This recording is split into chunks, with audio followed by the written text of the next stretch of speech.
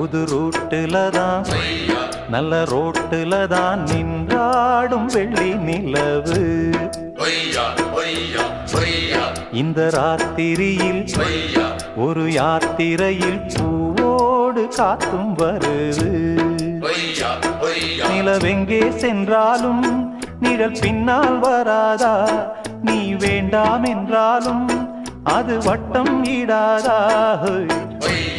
புது ரூட்டுல தான் நல்ல ரோட்டுல தான் நின்றாடும் வெள்ளி நிலவு. இந்த ராத்திரியில் ஒரு யாத்திரையில் பூவோடு காத்தும் வருது.